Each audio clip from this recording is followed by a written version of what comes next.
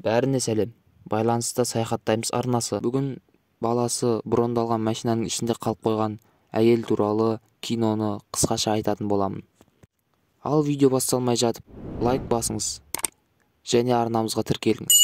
Кино көп функциялы су жаңа машинаның презентациясымен басталады. Ол соңғы технологиямен жабдықталған. Бірақ ең бастысы оның қауіпсіздігі. Бұл дөңгелектердегі сейф. Және мұндай көлік Сандреде бар. Сандре бұрынғы табысты әнші және продюсердің әйелі. Ол оған жаңа автокөлік сыйлаған. Сандре өзінің баласы Дэвидпен жолға шықты. Бірақ Дэвид неге екені белгісіз анасын есімімен шақырады. Жол жүрнекей олар Лилитпен танысады. Яғни машинаның жасанды интеллекті. Лилит көлікті иесінің рұқсатымен көлікті басқарады. Және телефон арқылы көлікті толықтай басқаруға болады. Ал анасы баласына телефонды қайта-қайта ойнауға береді. Баласы зерікпес үшін. Күйеуімен сөйлескен соң оның көзіне шөп салып жүргендей сезінеді. Олар жанармай құю үшін заправкаға тоқтайды. Ол жерде оны бір жігіт танып қояды. Ол жігітпен сөйлесіп тұрғанда баласы жоғалады. Ол барлық жерде іздеп жүріп, осы жерде тұратын қыздардың көлігінен тауып алады. Және Сандра 3 қызбен ұрсып қалады. Олар оның шыңғырған даусын естіген және ештеңе айтпағанын айтады. Олар оны қорлай бастайды. Бірақ көлікпен ештеңеден қорқудың қажеті жоқ. Сандра жолда кетіп бара жатып, Паша деген қатынмен өсек соғып кетіп бара жатады. Ал Сандраның күйеуі осы қатынмен көңіл қосатынын айтқан екен. Үйіне келген соң қайтадан бұрылып, күйеуіне сюрприз жасау үшін жолға шығады. Ол жолды қысқартпақ болып, маршруттан айдалада ешкім тұрмайтын жерден қысқа жолды тауып алады. Жүйкесі жұқарғандықтан көлікті тоқтатып, ішінде темекі шегеді. Ал көліктегі өрт сөндіргіш мұны байқап, Лилит сигнализацияны іске қосып, машинадан шығуын өтінеді. Сандра ашулы күйде барлығын өшіріп, басқаруды өзіне алады. Лилит өшеді. Сандра байқаусызда бұғыны соғып жібереді. Ал баласы жылай бастайды. Ал топас Сандра оған көндіру үшін телефонын береді. Ал өзі сыртқа шығып, не болғанын көру үшін шығады. Көлігі сап-сау, ал бұғы өліп қалған екен. Сандра бұғыны көліктің астынан алып тастауға тырысады. Дәл осы сәтте баласы сейф деген режимді қосады. Ал көлік сыртқы әлемнен бүткілдей оқшауланады. Сандра баласына не істеу керек екенін түсіндіреді. Ол дымға түсінбейді де телефонын құлатып бұзып алады. Ал Лилитпен байланыса алмайды. Себебі Сандра оны өшіріп тастаған.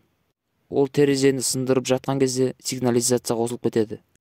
Артық ештеңе болмайды. Көлікте бірде-бір сызат қалмаған. Дэвид жылай бастайды. Ал ол оны тыныштандырады.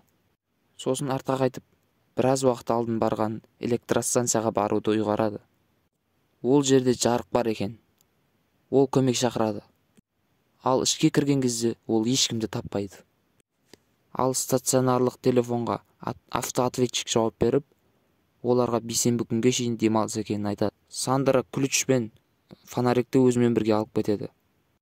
Машинаға оралған соң терезені бұзуға қайтадан тырысады. Оған қоса баласы тұншыға бастайды. Ал анасы оны тынышталғанына оған жәрдем береді. Сосын Сандра жатып алып тағы да темекі шегеді. Сосын оның түсінде машинаның есігі ашылғанын елестетеді. Ал Дэвид еш жерде жоқ. Ал азанда айдалада күн ысый бастайды.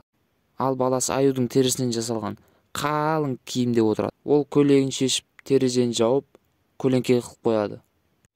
Ал өзі аэропорттың суреті бар көрсеткішті көрген есіне түсіп, аэропортты іздей бастайды. Ол жерге жеткен соң ол ескі самолет тауып алады.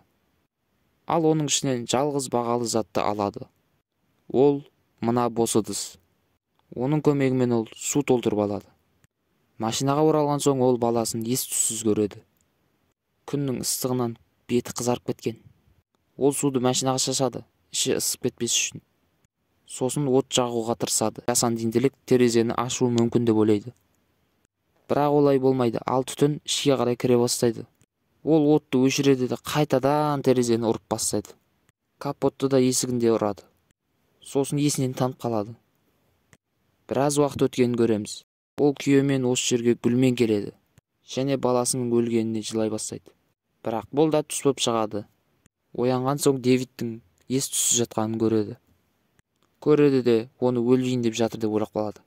Барлығына өзін кінәлап тәубе етеді де мен тозаққа түсем, ал сен жәннатқа түсесің деп айтады. Осы сәтте ол баласының тірі екенін байқайды. Жүгіріп келген ит Самантаны тістеуге тырысады. Саманта машинаның астына тығылып алады және бұғының етін итке шығарып береді. Ал машина артқа жүре бастайды.